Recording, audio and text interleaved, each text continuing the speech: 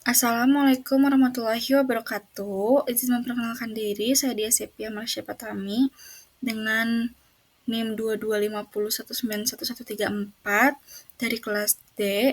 Sebelumnya izinkan saya pada kesempatan kali ini untuk memaparkan presentasi dari pemenuhan tugas sebelum praktikum dari farmasi terpadu, di mana yang akan saya bahas pada kesempatan kali ini adalah mengenai bab 3, yaitu evaluasi mutu bahan baku dan sediaan farmasi secara kimia dan mikrobiologi.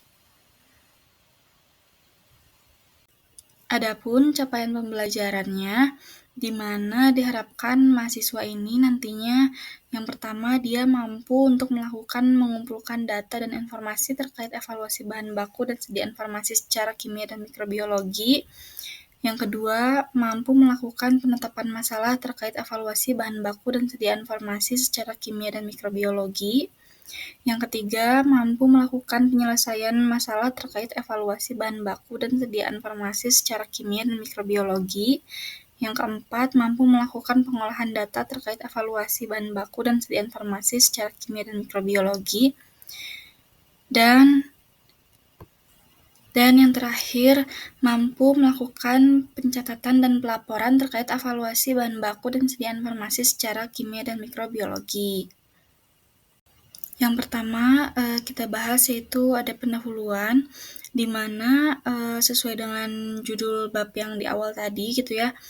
Jadi mutu itu merupakan tingkat kualitas sebuah produk atau layanan yang diharapkan mampu untuk memuaskan atau melebihi harapan dari konsumen, serta telah memenuhi standar ataupun persyaratan yang telah ditentukan. Dalam industri farmasi, mutu bahan baku dan sediaan farmasi ini merupakan aspek yang krusial dalam menjamin keamanan, khasiat, dan kualitas obat yang nantinya akan dikonsumsi oleh pasien. Sebelum kita lebih dalam lagi membahas itu ya, jadi tadi kan kita udah bahas mutu itu adalah maksudnya keamanan, khasiat, dan kualitas gitu ya. Nah, keamanan yang pertama. Nah, keamanan obat ini tuh berarti bahwa obat itu tidak menimbulkan efek berbahaya bila digunakan sesuai dosis, sesuai dengan caranya, dan jangka waktu yang telah dianjurkannya. Yang kedua, adapun khasiatnya. Jadi, khasiat obat ini adalah kemampuan obat untuk menghasilkan efek terapi yang diinginkan pada kondisi penyakit tertentu. Dan yang terakhir ini ada kualitas, di mana kualitas obat ini yang berarti bahwa setiap satuan obat itu memiliki kandungan, kemurnian, kestabilan, dan bentuk fisik yang konsisten sesuai dengan standarnya. Selanjutnya, adapun bahan baku dan sediaan gitu ya, seperti yang tadi sudah dibahas sebelumnya gitu ya, ada mutu, ada keamanan, kualitas, dan khasiat. Nah, selanjutnya ini di mana dalam industri farmasi itu kan pasti sangkut pautnya mengenai bahan baku dan juga sediaan yang akan dibuatnya gitu ya. Nah, jadi bahan baku ini apa sih gitu? Jadi bahan baku ini adalah zat aktif atau bahan penolong yang digunakan untuk membuat obat. Misalnya paracetamol, laktosa, atau amilum. Paracetamol ini kan di mana dia adalah zat aktif gitu ya. Sedangkan laktosa atau amilum itu dia adalah bisa jadi bahan obat ataupun dia sebagai zat tambahan gitu. Nah, bahan ini tuh dikatakan belum siap pakai. Jadi dia tuh harus melalui proses formulasi terlebih dahulu gitu. Jadi dia dalam produk farmasi dia itu masih belum dikatakan sebagai obat gitu karena belum melalui proses formulasi. Nah, selanjutnya adapun sediaan. Nah, sediaan ini berbeda dengan bahan baku. Jadi dia ini adalah hasil akhir dari proses pembuatan obat yang siap digunakan oleh pasien, seperti bentuk sediaan tablet, kapsul, sirup, salep, ataupun injeksi. Nah, sediaan farmasi ini sudah mengandung bahan aktif dan bahan tambahan dalam bentuk dan dosis yang sesuai untuk terapi. Jadi, di mana sediaan farmasi itu kan sudah mengandung bahan aktif, di mana seperti yang dicontohkan sebelumnya gitu ya, bahan aktifnya itu adalah misalnya ada parasetamol. Nah, sedangkan, dia juga mengandung sediaan juga mengandung bahan tambahan, di mana, contohnya itu ada laktosa, ada amilum, gitu. Nah, adapun peran dari Farmakope Indonesia ya, teman-teman. Jadi, sebelum bahan baku atau bahan, dari, obat gitu ya, sebelum menjadi sediaan gitu ya, sebelum bahan bakunya diproduksi menjadi sediaan farmasi, nah itu tuh perlu dilakukan pengujian ulang terhadap bahan baku yang akan digunakan nantinya gitu. Adapun evaluasi mutu ini dapat dilakukan melalui pendekatan kimia dan mikrobiologi sesuai dengan standarnya. Di mana di Indonesia sendiri ini kita menggunakan Farmakope Indonesia sebagai acuan yang berisi ketentuan mengenai persyaratan mutu, cara uji, serta batas penerimaan bagi bahan baku obat dan sediaan farmasi. Bisa kita lihat gitu ya, ini ada di sebelah sini ada bukunya, di mana dia ini merupakan Farmakope Indonesia jilid ke-6, eh, edisi ke-6 dengan 2 jilid ya, ada jilid 1 dan jilid 2, di mana Farmakope Indonesia edisi 6 ini dia itu farmakope yang paling terbaru gitu ya, yang paling terbaru gitu dari yang sudah diterbitkan gitu, dan menjadi acuan eh, menjadi acuan di lingkup farmasi di Indonesia gitu. Adapun juga ya acuan-acuan lainnya gitu ya, kayak ada di US, dia menggunakan USP atau United States Farmakope gitu. Nah, selanjutnya berdasarkan tugas belum praktikum di praktikum farmasi terpadu ini, adapun di bagian bab 3 tadi ini yang sedang kita bahas, adapun pertanyaan gitu ya. Yang pertama ini sebutkan parameter mutu bahan baku obat dan sediaan farmasi yang umum dipersyaratkan oleh Farmakope Indonesia. Nah, jadi sebelum kita masuk ke parameternya gitu ya, itu harus melihat dulu gitu definisinya. Jadi definisinya itu ya adalah bahan baku obat atau zat aktif dan sediaan farmasi ini harus memenuhi standar tertentu agar aman dan efektif digunakan dalam pembuatan obat gitu ya. Nah, Farmakope Indonesia ini menetapkan parameter mutu bahan baku obat atau zat aktif melalui serangkaian parameter uji yang tercantum dalam setiap monografi zat.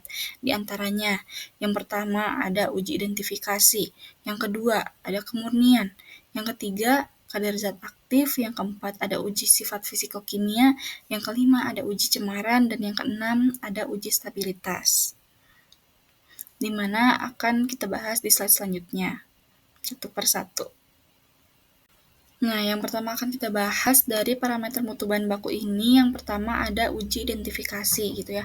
Dimana uji ini tuh untuk membuktikan bahwa bahan yang diuji ini adalah benar zat yang dimaksud sesuai dengan monografinya yang tertera sesuai dengan Farmakope Indonesia gitu. Adapun metode yang bisa digunakannya itu, yang pertama ada uji reaksi kimia, yang kedua ada uji spektroskopi, yang ketiga ada kromatografi. Lalu selanjutnya ada pun uji kemurnian gitu ya, di mana uji kemurnian ini tujuannya untuk memastikan bahwa bahan baku ini yang pertama dia bebas dari pengotor yang berasal dari proses sintesis, dikarenakan kebanyakan gitu ya obat-obat yang beredar di Indonesia ini merupakan obat yang berasal dari proses sintesis gitu ya. Lalu ada juga bahan awal, ada juga pelarut atau hasil degradasinya gitu. Yang kedua ada untuk memenuhi standar keamanan dan kualitas yang ditetapkan oleh Farmakope Indonesia gitu. Dengan kata lain, bahan ini harus mendekati bentuk kimia murni dari zat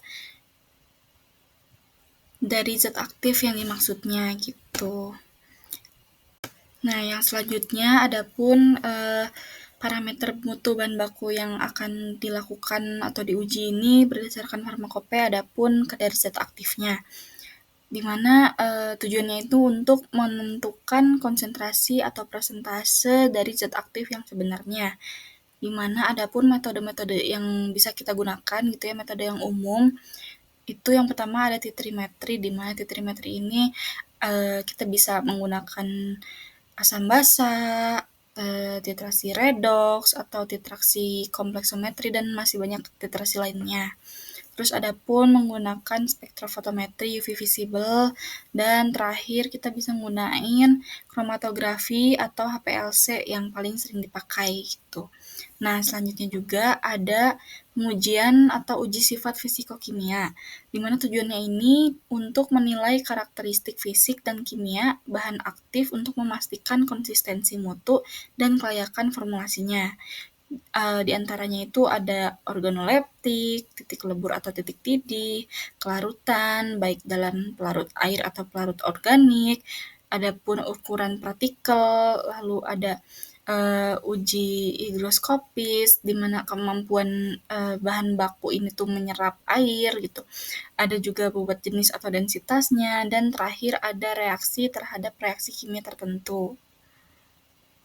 Selanjutnya ada pun parameter bahan baku, yaitu uji cemaran, di mana uji cemaran ini tuh untuk menjamin bahwa bahan baku ini bebas dari cemaran yang dapat membahayakan kesehatan. Contohnya, uji cemaran logam berat, ada Pb, ada Cd, ada Hg, dan As. Terus ada juga cemaran mikroba yang patogen. Lalu terakhir ada cemaran organik atau dari cemaran dari produk yang terdegradasinya gitu. Lalu selanjutnya ada pun uji stabilitas. Nah, uji stabilitas ini tuh untuk apa gitu? Jadi itu untuk mengetahui bagaimana mutu bahan baku obat bervariasi sepanjang waktu di bawah pengaruh faktor lingkungan. Contohnya, faktor lingkungan dari suhu, kelembapan, dan cahaya. Nah, dia juga untuk uji stabilitas juga ini digunakan untuk menetapkan masa simpan atau retest period yang sesuai, atau expired date maupun BUD gitu ya. Nah, selanjutnya ada pun tadi yang kita udah bahas itu kan dia adalah parameter mutu bahan baku gitu. Nah, selanjutnya ini ada parameter mutu sediaan farmasi. Adapun parameter mutu dari sediaan farmasi yang sama halnya itu tidak jauh berbeda seperti bahan baku gitu ya. Namun ada pun tambahan gitu ya, parameter atau uji yang bisa kita lakukan ketika bahan baku tersebut sudah menjadi bentuk sediaan farmasi. Jadi contohnya ini ada uji disolusi, di mana dia ini untuk mengukur seberapa cepat dan lengkap zat aktif itu terlarut dalam media cairan tubuh buatan gitu ya. Nah, itu bisa dilakukan pada sediaan yang berbentuk padat, oral seperti tablet dan kapsul. Nah, selanjutnya ada juga uji waktu hancur. Nah, ini tuh digunakan bisa untuk tablet ataupun kapsul untuk mengukur waktu yang dibutuhkan sediaan untuk hancur di bawah kondisi tertentu atau di bawah tekanan tertentu gitu. Nah, yang selanjutnya ada pun uji keseragaman sediaan. Dia ini tujuannya untuk memastikan setiap unit sediaan, misalnya tablet gitu ya, mengandung zat aktif dalam jumlah yang seragam gitu. Lalu yang terakhir ini ada uji sterilitas dan endotoksin, di mana tujuannya ini untuk menjamin obat atau sediaan parenteral gitu ya. Kalau tadi kan uji disolusi, uji waktu hancur gitu ya, uji keseragaman sediaan, dia ini kan kebanyakan untuk tablet atau kapsul gitu ya. Nah, sedangkan yang ada pun gitu ya, kan sediaan farmasi ini kan tidak hanya dari tablet ataupun kapsul gitu ya, ada yang berbentuk injeksi atau yang di parenteral gitu ya. Nah, jadi dia ini tujuannya adalah untuk menjamin obat atau sediaan parenteral ini bebas dari mikroorganisme dan pirogen. Jadi berdasarkan parameter-parameter mutu bahan baku dan sediaan farmasi yang tadi sudah dibahas sebelumnya, kita dapat simpulkan gitu ya, kepatuhan terhadap seluruh parameter dalam Farmakope Indonesia ini adalah wajib hukumnya, karena untuk memastikan bahan baku yang digunakan dalam pembuatan obat adalah bahan baku dan nantinya yang menjadi sediaan farmasi yang aman, berkhasiat, berkualitas tinggi, dan terstandar sesuai dengan prinsip cara pembuatan obat yang baik atau biasa kita sebutnya adalah CPOB.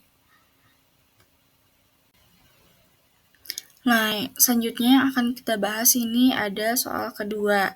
Sebutkan metode analisis kimia dan fisikokimia yang umum digunakan di Farmakope Indonesia. Jadi, metodenya ini ada metode yang pertama itu metode kimia, di mana dia ini tujuannya untuk mengidentifikasi suatu zat atau menentukan kadar suatu zat dengan yang pertama, dia dengan mereaksikan zat uji tersebut dengan reaksi kimia yang spesifik. Dan yang kedua, dia juga bisa menggunakan titrasi, yaitu titrasi asam basa, titrasi redoks, titrasi kompleksometri, dan titrasi presipitasi. Di sebelah kanan ini ada pun contoh dari alat titrasi gitu ya, di mana dia ada statif dan klem, lalu dia ada buret gitu ya. Yang ini nih dia statifnya itu yang bagian tinggi ini, yang bagian besi ini panjang, lalu klemnya itu yang yang menopang dari buretnya. Nah, dan buretnya ini tuh yang berbentuk ini ya, yang ada ukuran-ukurannya gitu ya. Lalu nanti dia tuh di bawahnya di apa namanya disangga, bukan disangga, lebih ke diinikan dengan gelas ukur gitu. Tadi sebelumnya sudah gitu metode dari kimia. Nah, selanjutnya ada metode fisikokimianya, di mana dia ini tujuannya untuk menentukan sifat fisik yang berkaitan dengan komposisi kimia suatu bahan menggunakan prinsip fisika dan alat instrumen gitu ya. Jadi yang pertama ini ada pengukuran sifat optik atau rotasi jenis atau optik. Dia juga ada indeks bias. Lalu yang kedua ini ada pengukuran sifat termal, contohnya titik lele dan titik tidih. Lalu ada pengukuran pH, bobot jenis, viskositas, dan lain-lain. Lalu juga ada spektrofotometri UV visible dan inframerah. Lalu ada juga kromatografi, yaitu kromatografi lapis tipis dan kromatografi cair kinerja tinggi gitu ya. Nah, bisa kita lihat di bagian gambar di bawah ini gitu ya. Ini adalah salah satu contoh dari spektrum UV visible gitu ya, di mana dia ada absorbansinya dan juga panjang gelombangnya. Lalu ada pun juga yang sebelahnya lagi, ini dia adalah spektrum inframerah gitu ya. Kalau spektrum UV visible kan dia dari bawah ke atas gitu ya, yang kita katakan puncaknya itu adalah yang di atas ini ya. Nah, sedangkan berbeda dengan inframerah, dia itu puncaknya itu yang di paling bawah gitu. Yang di bawah sini nih yang mendekati dengan tulisan dari panjang gelombang. Lalu sebelahnya ini ada komponen KCKT atau biasanya adalah komponen dari kromatografi cair kinerja tinggi ya. Lalu ada juga viskometer, di mana dia ini untuk mengukur viskositas atau kekentalan gitu ya.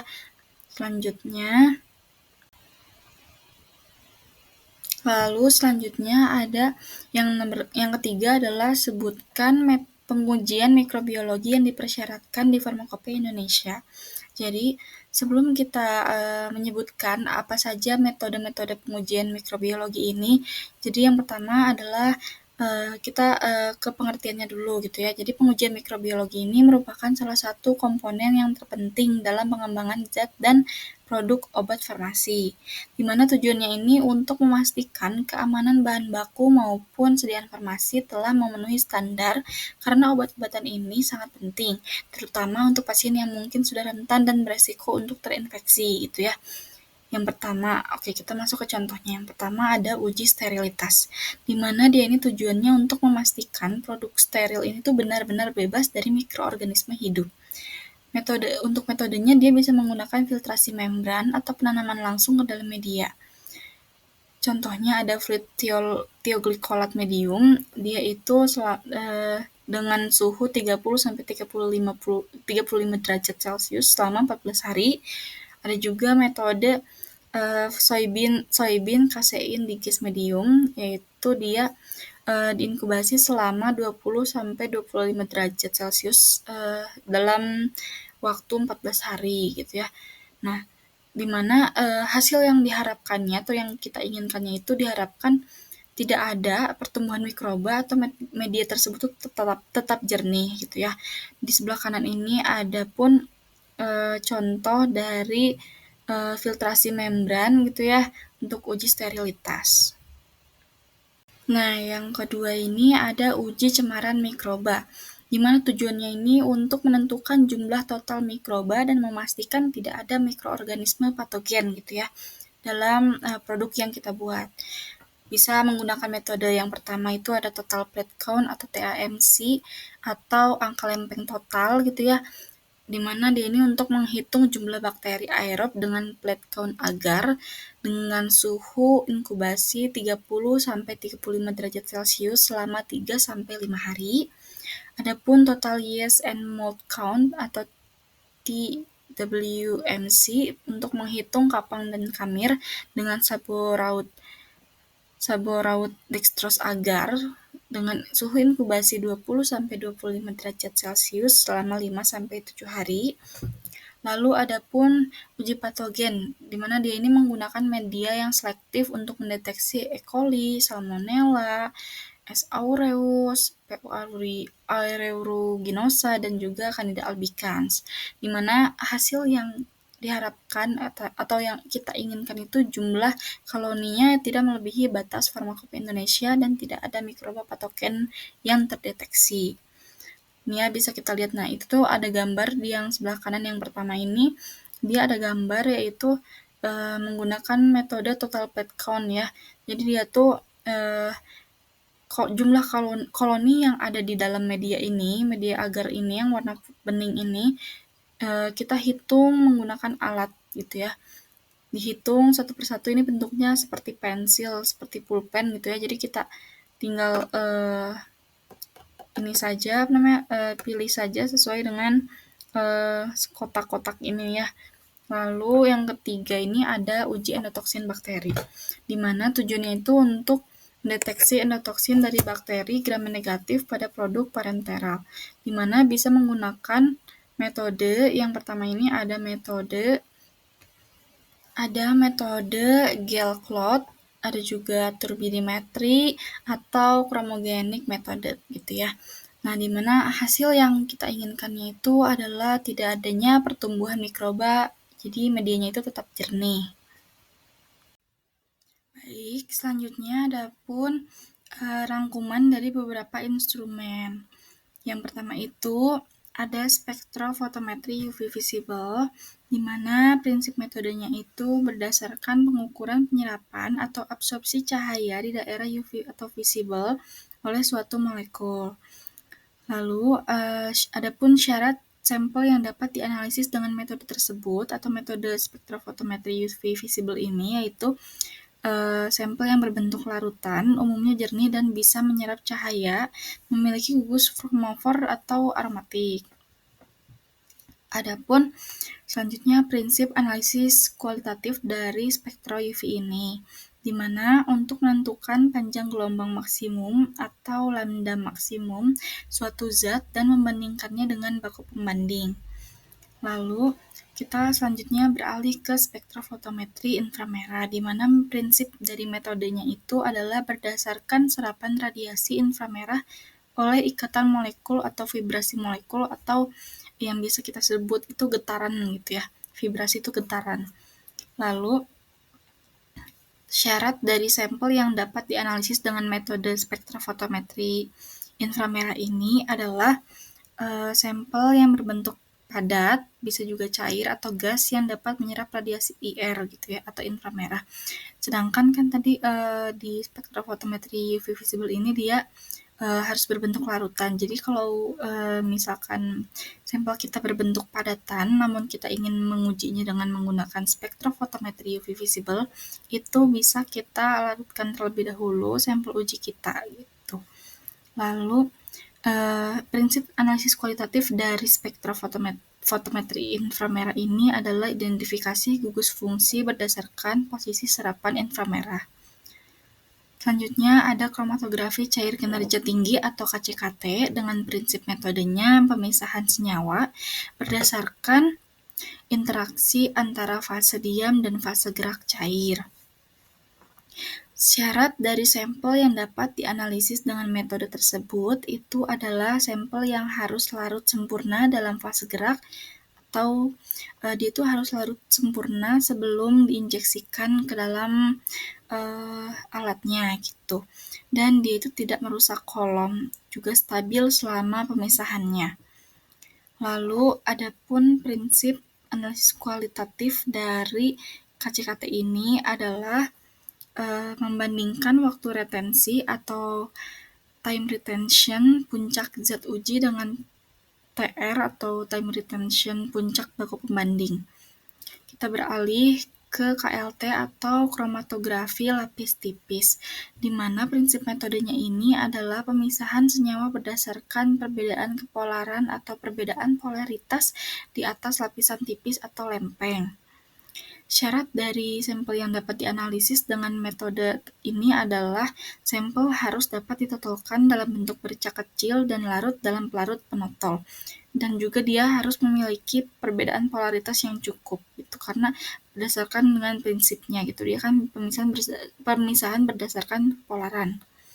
Lalu ada pula prinsip analisis kualitatif dari KLT ini, itu membandingkan nilai faktor retensi atau RF dan pewarnaan zat uji dengan baku pembanding setelah elusi. Lalu selanjutnya ada pula prinsip analisis kuantitatif dari spektrofotometri UV visible, itu di mana dia ini mengukur absorbansi atau disebut lambangnya itu A, dan menghubungkannya dengan konsentrasi atau dalam lambang C berdasarkan hukum Lambert-Beer. Adapun faktor-faktor yang bisa mempengaruhi hasil analisis atau titik kritisnya, itu kemungkinan bisa dari kebersihan kuvetnya, kestabilan instrumen, interferensi warna, pH, dan konsentrasi pelarutnya. Selanjutnya ada prinsip analisis kuantitatif dari spektrofotometri inframerah, di mana intensitas pita serapan tertentu itu dibandingkan dengan standarnya. Lalu, adapun faktor-faktor yang dapat mempengaruhi hasil analisis dari spektrofotometri inframerah ini, diantaranya ada bisa jadi dari kelembaban, kebersihan sel, jenis pelarut, kondisi alat, dan ketepatan sampel. Lalu ada pula dari prinsip analisis kuantitatif dari KCKT ini, yaitu atau kromatografi cair kinerja tinggi itu adalah mengukur luas area puncak zat uji dan membandingkannya dengan luas area puncak baku pembanding. Dengan faktor-faktor yang bisa mempengaruhi hasil analisisnya itu adalah dari komposisi fase gerak, tekanan, dan suhu kolom. Selanjutnya, adapun prinsip analisis kuantitatif dari KLT itu, namun sebetulnya KLT ini tuh hanya bisa mengidentifikasi gitu ya secara kualitatif gitu, sedangkan kuantitatifnya itu tidak umum digunakan gitu. Faktor-faktor yang mempengaruhi dari hasil analisis KLT ini yaitu bisa dari kualitas plat atau fase diam, bisa juga dari kejenuhan bejana atau eluen-nya, atau bisa juga dari jarak rambat, juga dari polaritas eluen atau fase gerak, dan teknik penotolan visualisasi nodanya. Selanjutnya adapun rangkuman metode uji mikrobiologi gitu. Kalau sebelumnya kan kita sudah bahas dari metode uji kimianya. Sekarang kita beralih ke uji mikrobiologinya. Yang pertama ini ada uji sterilitas. Di ini prinsip metode ujinya itu adalah inkubasi sampel sediaan dalam media penumbuhan yang sesuai untuk mendeteksi adanya pertumbuhan mikroorganisme hidup. Tujuan dari metode pengujiannya adalah untuk memastikan bahwa sediaan farmasi yang seharusnya steril, misalnya injeksi, infus, larutan mata, itu bebas dari semua bentuk mikroorganisme hidup. Lalu ada pula media yang digunakan, yaitu media thioglycolate cair atau FTM untuk bakteri anaerob dan aerob. Ada juga media soybean broth, sauerkraut broth, tergantung sesuai dengan farmakopenya. Adapun masa inkubasi untuk uji sterilitas ini adalah selama 14 hari pada suhu 20-25 derajat Celcius dan atau juga bisa selama 14 hari pada suhu 30-35 derajat Celcius. Lalu selanjutnya ada angka lempeng total. Prinsip metodenya adalah menghitung jumlah koloni bakteri hidup pada media agar padat. Hasilnya itu dinyatakan per gram atau per mili sampel. Tujuan dari pengujian angka lempeng total ini untuk memastikan produk memenuhi batas mikrobiologis yang diizinkan. Kemudian media yang bisa digunakan adalah nutrien agar, saburaut agar, atau media agar yang sesuai dengan target mikrobanya. Lalu dengan masa inkubasi selama 24-48 jam pada suhu 35-37 derajat Celcius. Kemudian kita beralih ke angka paling mungkin, metode uji mikrobiologi ke angka paling mungkin, di mana prinsip metode ini adalah perkiraan dari jumlah bakteri dengan statistik menggunakan tabung media cair dan pengamatan pertumbuhan itu positif dilihat dari kekeruhan atau gasnya dalam rangkaian pengenceran. Lalu ada pula tujuan dari pengujian angka paling mungkin ini adalah memperkirakan jumlah mikroba seperti coliform, terutama di air atau minuman untuk indikator sanitasi. Lalu media yang bisa digunakan adalah lactosa broth, Brilliant Green Lactosa Bil Broth atau BGLBB, atau bisa juga Eosin Methylene Blue Agar EMBA. Juga ada masa inkubasi dari angka paling mungkin ini adalah selama 24-48 jam pada suhu 35-37 derajat Celcius tergantung medianya yang digunakan. Kemudian ada pula yang terakhir ini uji endotoksin, di mana prinsip metodenya itu untuk mengukur endotoksin bakteri gram negatif menggunakan reaksi dengan LAL atau Limulus amebosid lyset atau reagennya gitu ya, di mana jadi untuk uji endotoksin ini hanya bisa digunakan untuk bakteri gram negatif, tidak untuk bakteri gram positif. Tujuan dari pengujian endotoksin ini adalah untuk mendeteksi adanya endotoksin, khususnya dari bakteri gram negatif pada bahan atau alat kesehatan. Kemudian media yang bisa digunakan adalah reagen LAL atau larutan endotoksin standar. Masa inkubasi dari uji endotoksin ini adalah selama 30-60 menit pada suhu 37 derajat Celcius, atau jika dia menggunakan metode gel elot, atau juga bisa dia sesuai dengan instruksi untuk metode yang lainnya. Selanjutnya, adapun interpretasi data dari uji sterilitas ini, tidak ada pertumbuhan mikroba, berarti dia bisa dikatakan bahwa dia itu steril. Lalu, prinsip pengambilan kesimpulannya itu, jika seluruh media tidak ada pertumbuhan mikroba, maka sampel dinyatakan steril. Lalu, ada pula faktor-faktor yang bisa mempengaruhi hasil analisis atau titik kritisnya itu, di mana bisa dipengaruhi dari teknik aseptis, juga saat pengambilan, terus juga bisa saat inokulasi sampel, juga ada kualitas media steril dan inkubasi silang.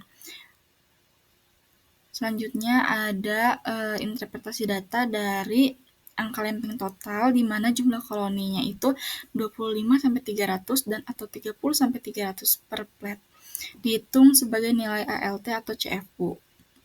Prinsip pengambilan kesimpulannya itu, di mana nilai ALT atau CFU-nya itu tidak melebihi standar mutu, dia dikatakan lolos uji.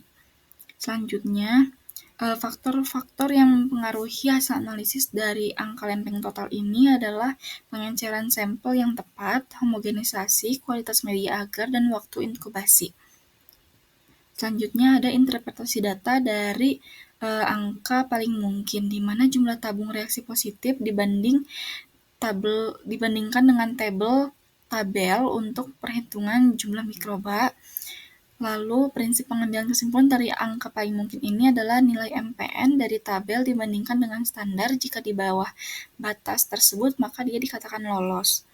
Lalu, adapun faktor-faktor yang bisa mempengaruhi hasil analisis dari angka paling mungkin ini, di mana dia bisa terfaktor dari pengenceran dan homogenisasi sampel, bisa juga dipengaruhi oleh akurasi teknik pemindahan, dan juga dipengaruhi oleh waktu inkubasinya. Lalu yang terakhir ini ada interpretasi data dari uji endotoksin. Dia positif bila terbentuk gumpalan gel atau kekeruhan atau hasil lebih rendah dari batas ambang endotoksinnya. Kemudian prinsip pengambilan dari uji endotoksin ini adalah jika kadar endotoksin di bawah ambang batas sampel dinyatakan aman. Lalu ada pula faktor-faktor yang bisa mempengaruhi hasil analisis dari uji endotoksin ini adalah kontaminasi alat, kualitas reagen LHL, dan suhu inkubasinya. Baik, mungkin sekian presentasi yang dapat saya sampaikan. Mohon maaf apabila masih terdapat penjelasan yang masih kurang jelas atau apabila ada penjelasan yang masih harus dikoreksi. Sekian dari saya. Wabillahi taufik wal hidayah. Wassalamualaikum warahmatullahi wabarakatuh.